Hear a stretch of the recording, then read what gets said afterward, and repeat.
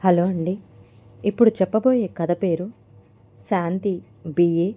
ఈ కథని రచించిన వారు వాసుదేవరావు గారు. ఇక కథలోకి వెళ్ళిపోతే చి దరిద్రమని చదువు సంధ్య రాని మొద్దుని పెళ్లి చేసుకున్నాను. నా చెప్పుతో నేనే కొట్టుకోవాలి. మా బామ్మ చచ్చిపోయింది కాబట్టి బ్రతికిపోయింది. లేకపోతే నా చేతులతో దాని గొంతు నులిమి చంపేవాడిని. ఏమంది ఆ రోజు?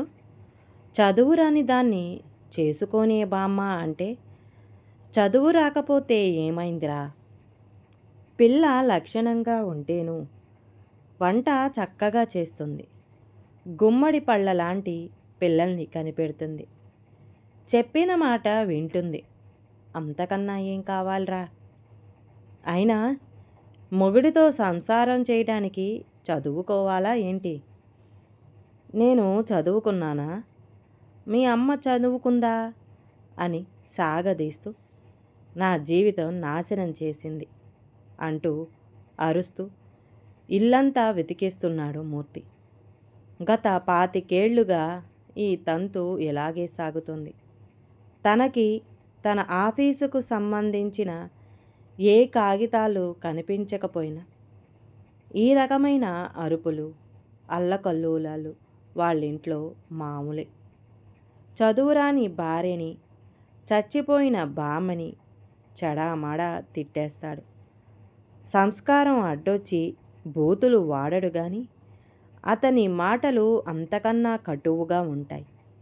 ఎన్ని మాటలన్నా, ఎంత తిట్టినా బాధని మనసులోని దాచుకుంటూ, గుడ్లు నీరు కక్కుకుంటూ సమయానికి భర్తకి కావలసినవి యథావిధిగా అమరుస్తూ ఉండేది శాంతి. మళ్ళీ మూర్తి ఆఫీసు నుండి ఇంటికి వచ్చేసరికి అన్నీ మర్చిపోయి చక్కగా స్నానం చేసి జడేసుకొని తలలో పూలు పెట్టుకుని అందంగా ముస్తాబై నవ్వు ముఖంతో టీ కప్పు అందించేది. టీతో పాటు మూర్తి పొరుపు క్రిందో అలమరాలోనూ మరో చోటో పెట్టి మర్చిపోయి ఇల్లంతా వెతుక్కున్న కాగితాలని కూడా అందించేది. కాగితాలు చేతిలో పడగానే పొద్దున అన్న మాటలన్నీ మర్చిపోయి, అమ్మయ్యా దొరికినయా, చాలా థ్యాంక్స్ రా శాంతి అనేవాడు. ఆ సమస్య అంతటితో తీరిపోయేది. కానీ ఈసారి సమస్య తీవ్రత కాస్త ఎక్కువగా ఉంది. 3 రోజులైనా మూర్తికి కావలసిన కాగితాలు దొరకలేదు. శాంతి కూడా ఇల్లంతా వెతికేసింది. ఫలితం శూన్యం. కూతురు పెళ్లి కోసం దాచిన డబ్బులు తాలూకా బాండ్లవి. అవి గాని కనిపించకపోతే పెళ్ళి ఆగిపోయే ప్రమాదం ఉంది. మూర్తి అరుపులు, తిట్లు తారాస్థాయికి చేరినాయి. అతని మాటలకి శాంతి కుమిలిపోతుంది. ఆమె సరిగ్గా అన్నం తిని నిద్రపోయి 3 రోజులైంది. కాగితాలు కనిపించకపోవడానికి తన చదువుకి ఎటువంటి సంబంధం లేకపోయినా భర్త సంవత్సరాలుగా పదే పదే అదే మాట అనడంతో తన నిరక్షరాస్యతే తన భర్త సమస్యలన్నిటికీ కారణమనే భావనకి వచ్చేసింది శాంతి కూడా. 2 రోజులుగా మూర్తి అనే మాటలకి ఆత్మహత్య చేసుకోవాలనిపిస్తుంది ఆమెకు. కానీ కూతురు పెళ్ళి ఆగిపోతుందనే భయంతో ఆ ప్రయత్నాన్ని విరమించుకుంది. భర్త ఆఫీసు నుండి ఇంటికి వచ్చే సమయమైంది. శాంతి మనసులో సన్నని వణుకు ప్రారంభమైంది. ఇవాళ భర్త నోటి వెంట ఏమేమి వినాల్సి వస్తుందోనని ఆమెకు కంగారుగా ఉంది.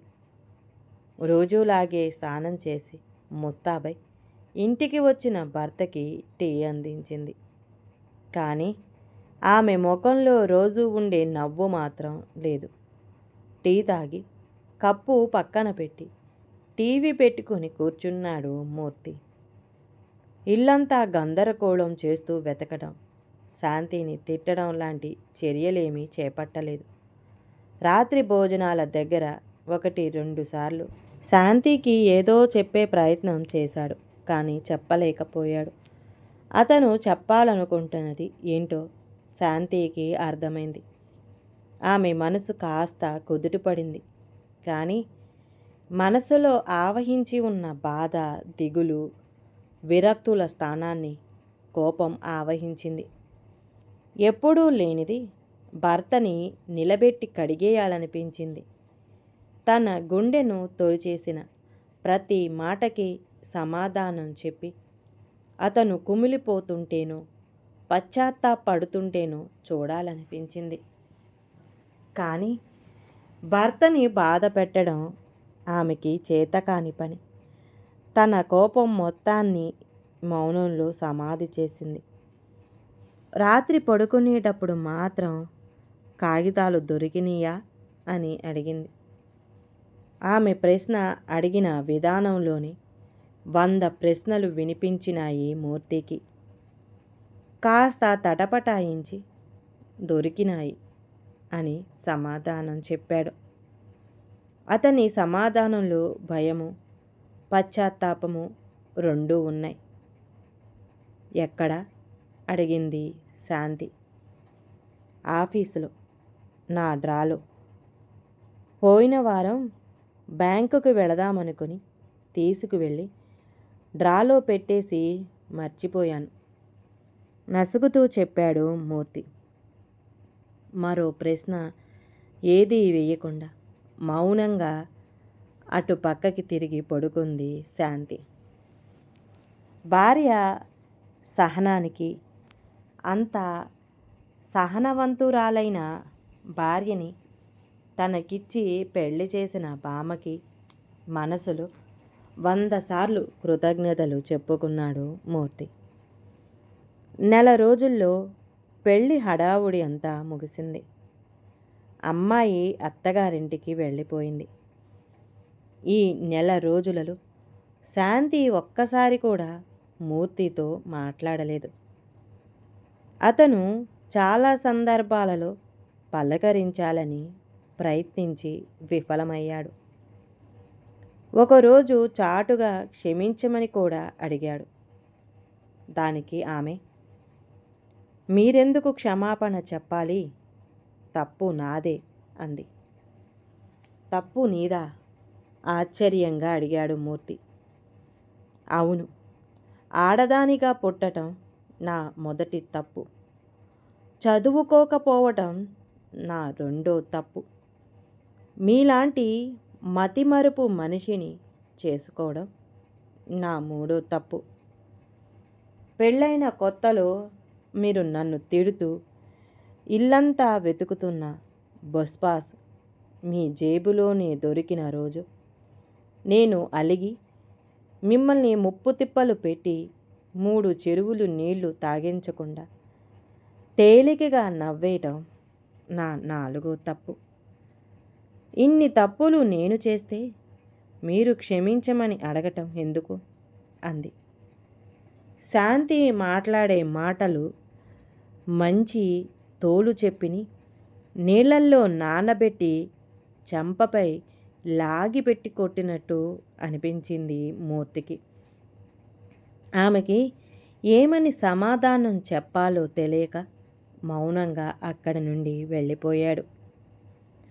రోజులాగే ఆఫీసు నుంచి తిరిగి వచ్చి సోఫాలో కూర్చున్న మూర్తికి ఎదురుగా ఉన్న టీపాయ్ మీద శాంతి పేరు మీద పోస్టులో వచ్చిన కవర్ కనిపించింది. ఏమిటా అని చూస్తే అది ఆంధ్ర యూనివర్సిటీ నుంచి వచ్చిన డిగ్రీ సర్టిఫికేట్.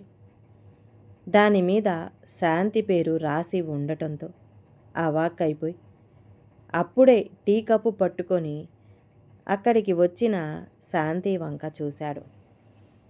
శాంతి ముఖంలో చాలా రోజుల క్రితం మాయమైన చిరునవ్వు తిరిగి వెన్నెల కురిపిస్తుంది. మూర్తి టీ కప్పు తీసుకొని టీపాయ్ పైన పెట్టి శాంతి 2 చేతులు పట్టుకొని, సారీరా, ఇంకెప్పుడు నిన్ను బాధ పెట్టను అన్నాడు.